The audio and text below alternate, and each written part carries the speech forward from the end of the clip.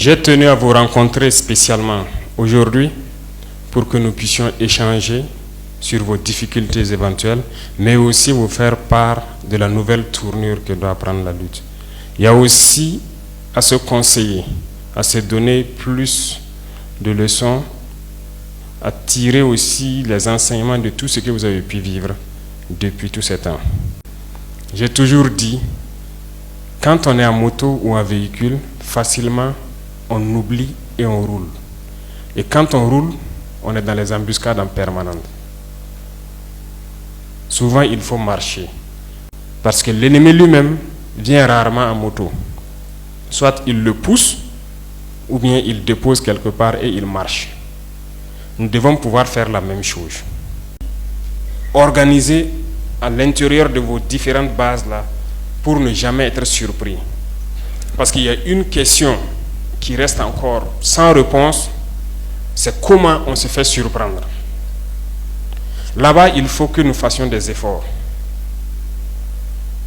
Moi, je ne suis pas d'accord qu'on se fait surprendre. Vous êtes d'accord avec moi? Mais pourquoi on se fait surprendre? C'est parce qu'on baisse la garde. Parce qu'on se dit que, bon, ici, là, on a travaillé, ça va plus ou moins, on n'est plus concentré. Mais je vous exhorte à ne jamais vous déconcentrer. Lorsqu'il y a une attaque quelque part et que les gens sont surpris, on sait. Parce que quand les gens sont surpris, ils appellent pour dire on est sous le feu. C'est ainsi qu'ils appellent l'appui aérien. Pour dire les trucs. Mais nous aimons entendre, on les voit venir. Lorsque vous n'êtes pas surpris et que vous avez le temps de nous dire qu'on les voit, ça vous permet, vous, de prendre les dispositions pour combattre et aussi au drone de pouvoir agir. Je peux vous rassurer qu'au jour d'aujourd'hui, nous avons plus d'une vingtaine de drones de combat au Burkina. Donc il n'y a pas de raison que vous soyez surpris. Et quand on dit des drones de combat, ils sont là pour appuyer. Et généralement, ils attendent juste un signal pour dire que nous voyons venir l'ennemi. Mais la plupart du temps, ils sont appelés pour dire tel poste est sous le feu. Et finalement, c'est lorsque l'ennemi replie qu'ils les prennent en charge pour essayer de frapper. Non. Donc vous me promettez ici et maintenant que vous n'allez plus jamais vous laisser surprendre. Nous n'avons pas payé des drones de combat pour que ça chôme. Nous les avons payés pour que vous puissiez guetter et nous dire on les voit. Ils sont en train de venir où il y a ci, il y a ça. Sinon on allait se mettre à payer des drones d'observation seulement, qui sont moins coûteux. Nous voulons les voir et les éliminer. Donc, ne dormez pas. Qu'il pleuve, qu'il vente, ne dormez pas. Sous la pluie, on ne dort pas. Voilà pourquoi j'ai voulu qu'on se voit aujourd'hui, parce que la pluie a commencé. La nature devient verte. Les feuilles ont beaucoup poussé et les intempéries, ce n'est pas des moments de faiblesse. Il faut que vous restez éveillés sous la pluie. Nous avons souhaité depuis un moment donc, que les gens puissent s'organiser, sortir et élaguer aux abords des axes parce que la tendance des mines à effet dirigé commençait à être trop. Mais si on élague beaucoup et que la voie est libérée sur 100 mètres de part et d'autre, ça nous permet de pouvoir mener d'autres actions. Il faut que partout vous puissiez organiser les populations pour sortir, libérer les axes. Les buissons, tout, il faut élaguer pour que ces IED à effet dirigé là ne puissent pas être posés contre vous ou contre les populations. Mais il faut que tout le monde se mette à la tâche. Il faut qu'autour de vos communes ou de vos villages là, vous puissiez creuser des tranchées. Certes, on dit que des machines sont venues, mais c'est pas, je vous ai dit tout de suite, ça peut pas se déployer sur tout le Burkina une fois. On n'a pas 1 million de machines. Mais il faut que chacun commence chez lui. Tous les jours, il y a des drones en permanence qui sont arrêtés dans des positions bien précises. Ils attendent juste qu'on les dise, on les voit venir ici. Mais rarement, les gens arrivent à le faire. Chaque fois, on est sous le feu. On ne peut pas être sous le feu. On doit voir venir. Vous m'avez promis tout de suite que vous n'allez plus dire on est attaqué. Vous allez dire maintenant on les voit venir. Parce que moi je suis en contact avec les pilotes drones en permanence. Vous vous demandez comment je fais. 80% de mon temps, c'est la guerre. Mais ça n'empêche pas d'avoir un œil aussi sur la vie économique et tout.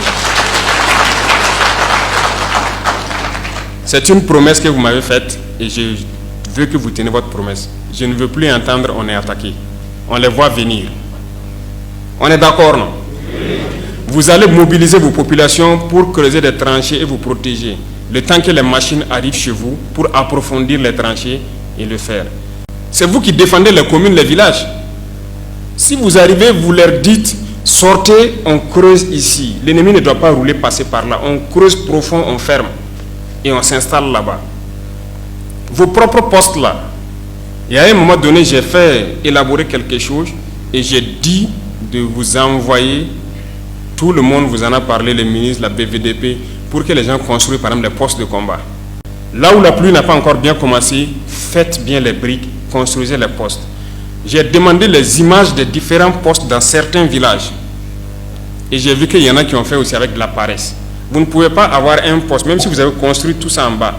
Et là, votre tête est dehors, vous combattez comment? Pendant que l'image que nous on a envoyée, il y a des meurtrières. C'est des trous par lesquels vous devez combattre. Et quand on dit de construire des postes, on n'a pas de construire un ou deux. Il faut le faire tout autour du village. Parce que le combat, ce n'est pas une seule position. D'autres construisent 3-4 postes, c'est bon pour le village. Non. Faites sortir les villageois, faites-les construire. On a donné des modèles. Mais dites-moi de vous à moi. Vous savez qu'il y a beaucoup de positions qui n'ont pas fait. Vous savez ça, non? Qu'est-ce que je fais? Je dois venir construire moi-même à votre place? Mais si je vous dis que ce truc a été pensé dans mon bureau et j'ai attrapé un jeune officier qui a fait le modèle 3D et on a diffusé et j'ai dit aux différents chefs de veiller à ce que ça soit fait.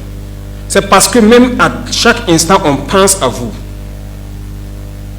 On pense à vous. J'ai dit qu'il n'y a pas un seul incident, attaque de poste VDP ou quoi, que je ne suis pas au courant. Il n'y en a pas.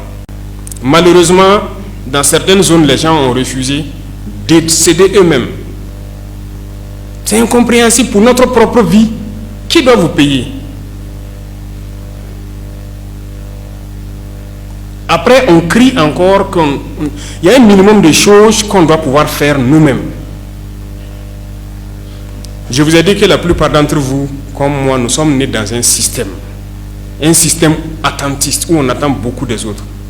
Mais qu'est-ce qu'on fait nous-mêmes pour notre pays? C'est ça, c'est cette question qu'il faut se poser maintenant. Moi, quand j'ai appris ça, j'ai été un peu déçu. Je dis, comment est-ce que pour vous protéger vous-même, vous demandez à ce qu'il vous paye? Il va avoir l'argent pour vous payer. Sortez, creusez. Il y a certaines communes que j'ai suivies où j'avais dit ça de sortir, creuser.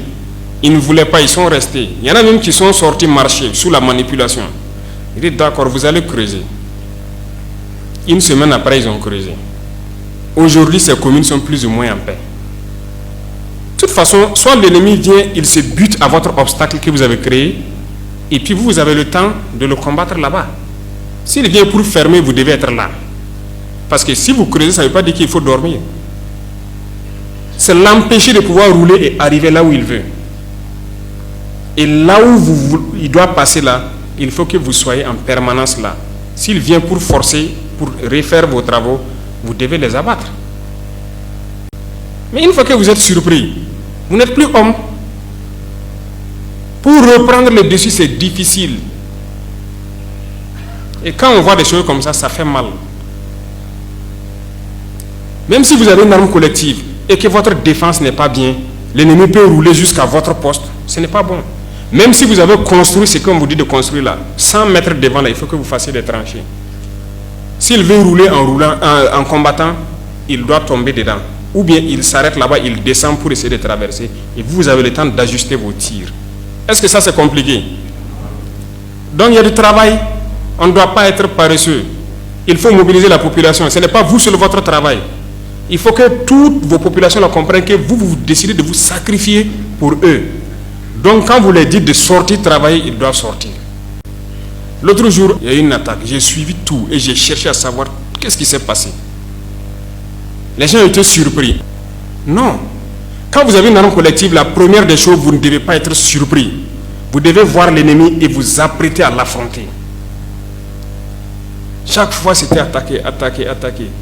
J'ai dit aux pilotes d'aller filmer pour me montrer. Est-ce qu'ils ont construit les postes? Est-ce qu'ils ont creusé? Non. Il n'y avait pas grand-chose, il n'y avait rien. Donc on va vous forcer et vous allez les forcer. Désormais, c'est comme ça.